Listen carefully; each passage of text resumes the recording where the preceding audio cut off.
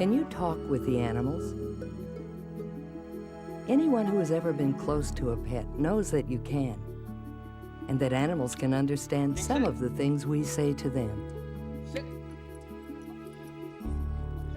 They don't talk back, of course, although they will occasionally give us a simple meow or scratch at the door to tell us they want to go out. But can you really hear the animals? Can you actually go into their minds? Can you truly know what they are thinking and feeling? Can you carry on an intelligent two-way conversation with them? To more and more people these days, the answer is yes.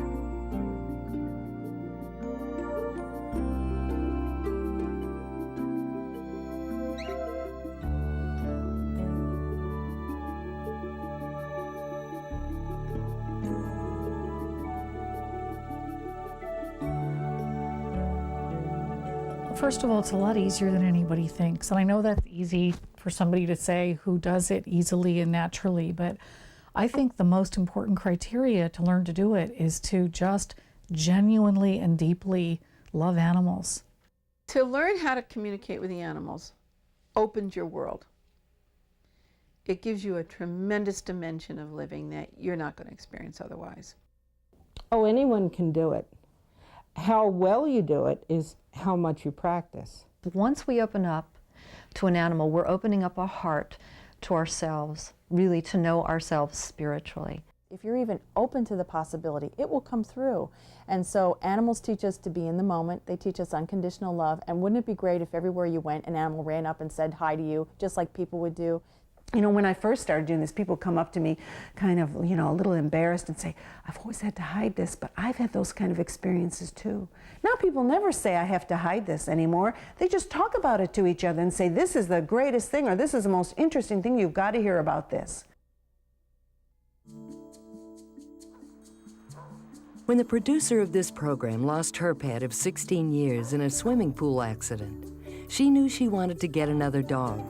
One that had similar looks and personality of the dog she had loved so much, but had lost. How are you? Oh, fine. Is this the baby you told? In her case, her groomer knew of an available pet. Janice was taking care of an abandoned dog until she could find a new home for it. Like so many things in life, timing seemed to be just right. Yeah, we'll get her nice and cleaned up for you take her off to the new home. Let's do it. Let's get it trimmed. Okay.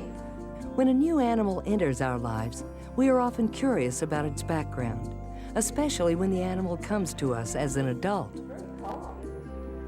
We want to know about its temperament, its experiences with humans, its likes and dislikes, so we can better judge how the new member of the family will fit in.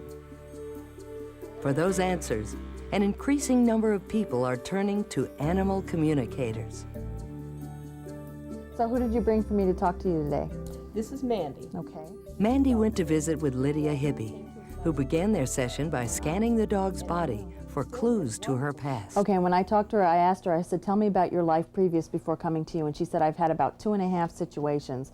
The first situation was she was primarily a caregiver to a woman who was bedridden. And she said, they kind of carried me, and I never really walked on a leash, and I had never been anywhere before. And then I just see a lot of trauma happening. I just see like what I would conceive as EMTs coming into the house and taking her out in a hurry. And she said, I was so panicked, I followed the ambulance for a while, and then I got lost. And then she said she was just walking all over trying to find someone to help her, but she said, I had never been out in the real world. I didn't really know what it was like. Didn't have a collar on because she was primarily in this woman's bed the whole time. Never been on a leash before, so that was all new to her. And she was out there for quite a long time because she said, I had never been socialized. I've never really walked on a leash. I didn't know how to do those things. She had never had a collar around her, so she didn't know quite what to do. She's getting visited here. Yeah, they're visiting. So, yeah. Well, does she seem not traumatized by all this, huh? She was in shock for quite a long time. I think she wandered around, and then she learned how to go into garbage cans and things like that just out of necessity, because she visualized to me that she saw a big black dog, like a lab mix, and she was following that dog along, and as he would do things, she would learn how to get into the garbage cans. And she said, I wasn't big enough, but he would knock them over. And that's really kind of how she learned to be out on the street, and she was out there for several months, she said. And a couple people tried to grab her, and she would go up to them and feel uncomfortable and then run away. When I did a body scan on her, she shows me this part of her shoulder is very sensitive. She said that she either fell out of a car or banged herself, so there's some tension and discomfort there.